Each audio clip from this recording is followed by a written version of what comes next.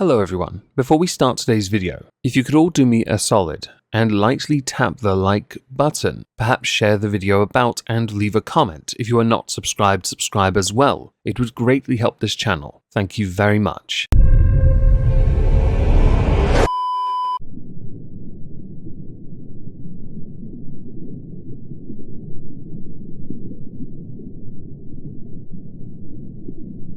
Well, isn't this just fantastic? Captain's log, subject 220627.2. So after he dropped his wallet because smackers may have pickpocketed him in the shuttle pod, the Ralpha male has walked onto the spike trap. As his descent will take a few days, we've started placing mines and overclocking the phase cannons in anticipation of his magnificent fall. On March the 3rd, 2020, I made a video called The Transathlete Legal Dispute. This is a dispute that has been going on for a very, very long time. In that video, I spoke of a number of transgender athletes who others do not believe belong in those respective sports because of biological advantages. In that, I mentioned Fallon Fox. Recently, Fallon Fox is featured again in the news, but what I want to do today is something a bit more intellectually honest as opposed to what I did in 2020. I never alluded to the fact that Fallon Fox's professional career ended in 2014, and even with such a short career, I should have acknowledged there was a 6-year gap. At the same time, Fallon Fox, as a openly transgender mixed martial artist, did manage to accomplish something during that time and created enough division that to this day, those apparent 15 minutes of fame are still present, and Fallon Fox by extension is still a debated topic when it comes to the discussion of whether or not transgender athletes should be allowed to compete in the category for the gender they identify with. Many governing bodies are now starting to come out and say no, because there's an obvious advantage here. I have on BitChute discussed Laurel Hubbard, because I couldn't put it on this channel, the weightlifter, now retired of course. We have discussed cyclists, who have also since been banned from competing in the category for the gender they identify with. Many people believe if you allow a transgender athlete to compete in that category, the one they identify with gender-wise, you are taking away spots from women, which has led to the question which has been memed to high heaven: what is a woman? It's an ongoing one, it's going to take some time. But as all of that segues away from Fallon Fox for today, I want to go back, all the way back to 2012, May 17, in Wally, Idaho. Fallon Fox knocked out Alicia Helsper in the first round via TKO, but it was listed as an injury, going on to have 2 more wins, both by knockout and submission, in the first and third round before suffering the only defeat against Ashley Evans Smith. Now this loss via TKO punches did confuse me a little bit, because no one knew who Ashley Evans Smith at the time was. Ashley Evans Smith has a record of 6 wins, 5 losses. At the time of the loss, she only had 1 win to her name, so she was a veritable unknown. Fallon Fox went on to have 2 more wins in her career, finishing and retiring with a professional record of 5 wins, all via stoppage, and 1 loss. And yes, I've included 2 submissions in those stoppages, because it's still a stop, come on. Fallon Fox's name was so well known at this point. There were 2 very vocal voices against Fallon Fox competing in UFC. Those voices included Joe Rogan, who said, "She calls herself a woman, but I tend to disagree. And she used to be a man, but now she's a transgender, which is the official term that means you've gone through it, right? And she wants to be able to fight women in MMA. I say no effing way. I say if you had a dick at one point in time, you also have all the bone structure that comes with having a dick. You have bigger hands, you have bigger shoulder joints. You are an effing man. That's a man, okay? You can't have that. I don't care if you don't have a dick anymore." Now, okay, perspectives change from 2013 and 2022. But if you could all do me a favor and not get offended for a second, there are some valid points here about bone density, bigger hands, and shoulder joints. The rest of it I couldn't care less about. But the advantages, the physical ones, are very important. Another well-known voice back then that spoke out against Fallon Fox when asked about Fallon Fox again in 2013 was Ronda Rousey. At the time, Ronda Rousey was one of the hottest MMA stars at the time. Rousey had been asked about Matt Mitrione, who had a bit of a public tirade against Fallon Fox during an episode of the MMA Hour, with Ronda Rousey saying that Mitrione worded his views extremely poorly and believes that the UFC was justified in suspending the heavyweight fighter. But Rousey also thinks that his sentiments came from the right place.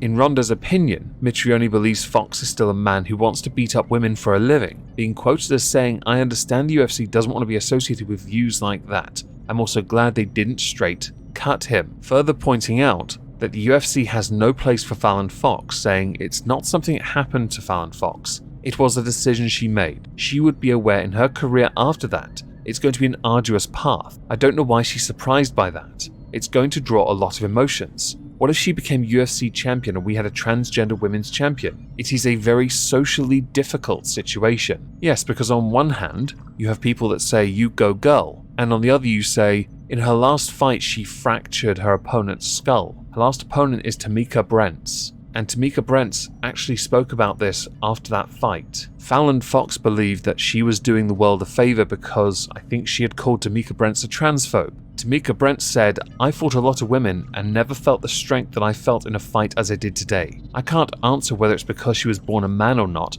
because I'm not a doctor. What I can is that I've never felt so overpowered in my life, and I am an abnormally strong female. I still disagree with Fox fighting. She can pursue any career, but when it comes to a combat sport, I think it just isn't fair. In mixed martial arts, fighters will get injured all the time, and some of those injuries are severe because of the nature of the sport itself. But in the context of Fallon Fox and Tamika Brents, many people believed that at the time, Fallon Fox possessed a physical advantage along with a vast size difference over Tamika.